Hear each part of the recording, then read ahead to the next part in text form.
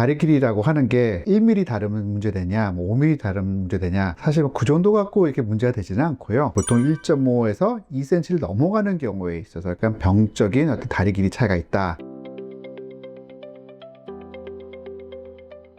안녕하세요. 두발로병원 이강입니다. 우리가 이제 눈도 짝짝이, 귀도 짝짝이잖아요. 처음에 임신을 해서 그런 수정체가 이제 분할을 해가게 되는데 결국에는 이제 하나씩 하나씩 쌍으로 갖게 되는 거죠. 우리가 계속 손도 오른쪽 왼쪽에 있고 팔도 마찬가지고 다리, 발 모든 게 다 이제 우리가 하나의 데콜마니처럼 쭉 이렇게 쌍으로 이렇게 있어야 되는데 그게 똑같이 이렇게 되지는 않아요. 눈도 짝짝이인 사람도 있고 귀도 짝짝이인 사람. 어떤 사람들은 나의 오른쪽에서 바라봤을 때와 왼쪽에서 바라봤을 때 얼굴이 다르다 그 이야기를 합니다. 그러다 보니까 다리 길이도 다를 수가 있어요. 근데 그 다리 길이라고 하는 게 1mm 다르면 문제되냐, 5mm 다르면 문제되냐, 사실 그 정도 갖고 이렇게 문제가 되지는 않고요. 보통 한 15mm, 즉 한 1.5cm까지는 보통 생리적으로는 전혀 문제 없다라고 이야기를 합니다. 그럼 그 병적인 기준을 얘기할 적에는 보통 1.5에서 2cm를 넘어가는 경우에 있어서 약간 병적인 어떤 다리 길이 차이가 있다. 한자어로 이제 하지부동이 있다거든요. 하지, 즉 다리가 부동, 동일하지 않다라는 뜻으로 해서 하지부동이 있다라고 이야기를 하는데요. 그러면 이제 1.5에서 2cm 이상의 하지부동이 있는 경우에 그럼 그게 나중에 놔두면 어떻게 되느냐? 높이가 다 달라지다 보니까 그럼 골반 가만히 차려다고 서게 되면 골반 높이도 달라져요. 그럼 골반 높이가 달라지면 척추도 약간 틀어질 수도 있고 그런 것 때문에 다양한 어떤 변형이 올 수가 있죠. 뭐 측만증부터 시작해 갖고 모든 축이 다 틀어지다 보니까 목도 아프고 어깨도 아프고 허리, 보행하는 습관도 좀 달라질 수가 있고요. 아무래도 다리 길이가 차이 나다 보면 내디딜 적에도 오른쪽과 왼쪽에 어떤 그 동일하게 압력이 가야 되는데 그 압력도 달라지다 보니까 다양한 질병의 원인이 될 수도 있습니다. 그러면 이제 이런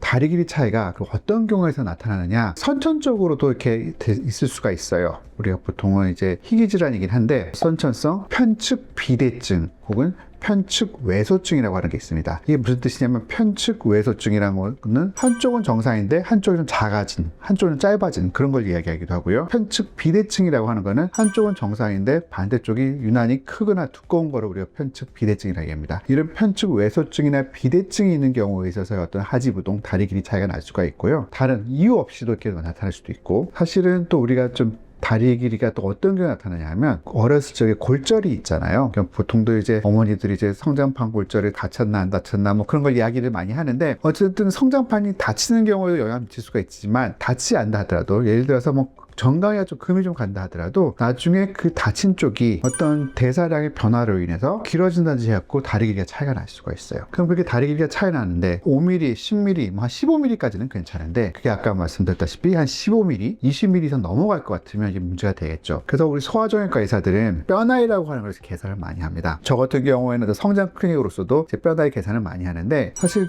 뼈 나이가 다 같지가 않아요. 우리 손목에서 쟀을 때, 팔꿈치에 쟀을 적에, 무릎에서 쟀을 때 혹은 골반 다 뼈 나이가 조금씩 다르거든요. 그래서 저희 같은 경우에는 그 다친 쪽이 어딘지 아니면 문제가 되는 그 뼈가 어딘지를 찾아갖고 거기서 그 오른쪽 왼쪽을 비교를 해갖고 그 뼈 나이를 계산하고 실제 나중에 성인이 됐을 적에 차이가 정말 15에서 20mm 이상 차이 날지 2cm 이상 차이가 날지를 딱 평가를 합니다. 그래서 계산을 해보니까 뼈 나이가 어떻게 나오는데 현재는 다리 길이 차이가 뭐 한 1cm인데 그냥 쭉 지켜보게 되면 어른이 됐을 적에 2cm 이상 차이가 날 것 같다. 그럼 그때 어릴 적에 간단한 수술을 하자 그럽니다. 그럼 어릴 때 왜 수술하냐? 부모님 되게 놀랄 수가 있는데 막상 성장이 어느 정도 끝나고 나면요. 그럼 사실은 그 다리 길이를 맞출 수 있는 방법이 현실적으로 뼈를 부수지 않는 이상 방법이 없어요. 하나는 뼈를 부숴서 긴 쪽을 짧게 한다든지 혹은 짧은 쪽을 부숴서 사지 연장술이라고 해서 되게 고통스러운 수술을 해야 됩니다. 그게 말이 뭐 이렇게 쉽지 사실 결코 쉬운 게 아니거든요. 왜냐면 우리가 뼈를 늘린다고 하면 뼈만 늘어나는 게 아니라 결국에 그 주위에 근육과 신경과 힘줄 모든 게 그 나머지 조직 다 늘어나야 되는데 그게 너무너무 고통스러워요. 그 수술을 받는 분들, 환자분들이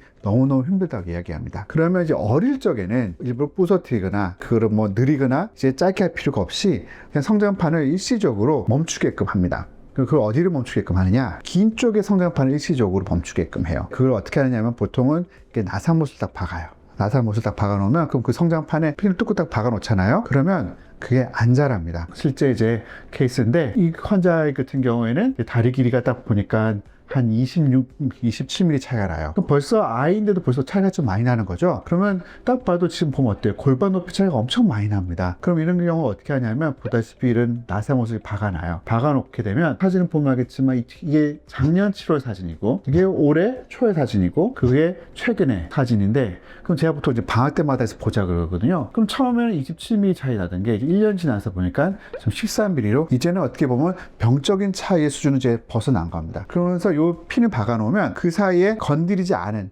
그쪽 다리가 계속 성장을 할 거 아니에요. 그러면서 다리 길이가 점점 줄어들게 되면서 결국에는 어떻게 되느냐, 나중에 다리 길이가 비슷해져 오면 그거를 빼버리면요 같이 자라게 돼요. 그런 이제 되게 단순하고 되게 쉬운 그런 수술을 하게 됩니다. 근데 이제 다 이렇게 할 수는 없고 뒤늦게 진단되는 사람들도 있어요. 그러면 이제 어떻게 하냐면 아예 제가 들은 경우에는 이렇게 그 해당 부분이 이제 앞으로 이게 성장이 얼마 안 남았으니까 그때는 어떻게 하냐면요, 이분은 이제 13살 남자인데 뼈 나이가 좀 빨라요. 그러다 보니까 앞으로 자녀 성장이 많이 안 남았는데 다리 길이 차이는 상당히 많이 나는 겁니다. 이때 같은 경우에 있어서는 아예 어떤 이제 특수 이제 기구를 해갖고 이 성장판 자체를 아예 죽여버려야 되는 경우도 있어요. 그렇게 되는 경우에 있어서 이 친구도 보면 이제 수술을 할 때 이렇게 차이가 많이 났었는데 수술하고 나서 이제 경과를 보다 보니까 점점 그 차이가 줄어드는 걸 우리가 볼 수가 있습니다. 그러면서 점점 이제 성장을 하게끔 보는데 이 수술을 이제 사실 부모님들이 많이 원치 않는 게 뭔가 성장판을 없앤다라고 싶으면 이게 되게 좀 거부감이 들거든요. 되게 심리적으로 되게 이거는 정말 안 했으면 좋겠다 싶은데 이건 어쩔 수 없었던 게 뭐냐면 사실 나이가 좀 많다 보니까 자녀 성장이 많이 남지 않았고 이걸 확실히 효과를 보려면 이 방법밖에 없는 겁니다. 근데 만약에 이제 어릴 때 이걸 확실히 하게 되면 그러면 아까 말씀드렸다시피 나사못으로 해서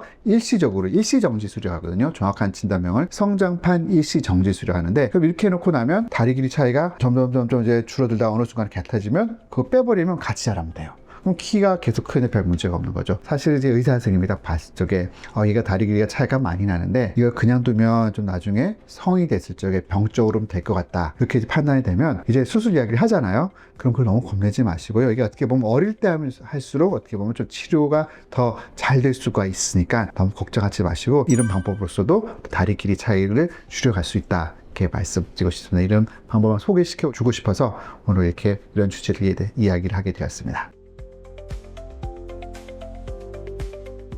사실 이제 너무 어릴 때는 의미가 별로 없고요. 이제 아이가 특별하게 어떤 보행 습관이 좀 이상하다든지 부모님이 볼 적에 걸음걸이 자체가 무슨 뒤뚱뒤뚱 거리다든지 그런 게 아니다 싶으면 보통 검진은 보통 요즘에는 그 초등학교 입학할 때 많이 받는 것 같아요. 예를 들어 우리가 30대부터는 무슨 위암 검사를 하고 뭐 40대 50대부터는 대장암 검사를 하는 것처럼 보통 이제 성장과 관련돼서는 초등학교 딱 입학할 쯤 하면 딱 성숙해지기 시작하는 시기이기 때문에 그게 가장 적당하다 보고요. 그 전에 너무 일찍 오게 되면 사실 그 예측하는 게 너무 어렵습니다. 그래서 의사 입장으로서도 사실 부모님 올 적에 참 뭐라고 얘기해드리기도 조금 민망할 수도 있어요. 너무나 부정확한 정보를 제가 전달해드릴 수도 있기 때문에 그래서 가장 정확한 거는 좀 초등학교 입학할 무렵에서 보는 게 가장 좋다, 그렇게 강조를 하고 싶습니다. 두발로 병원 이강희였습니다. 감사합니다.